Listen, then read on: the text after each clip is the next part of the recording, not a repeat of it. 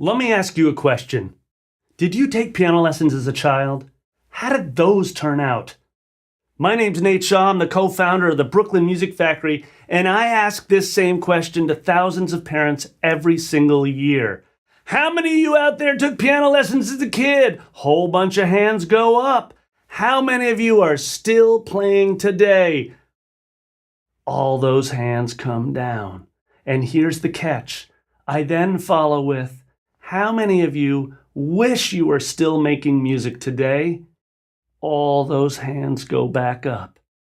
Your family band was built for parents just like you, because we want to ensure that your children's piano lessons are radically different than the ones you or I had as a kid.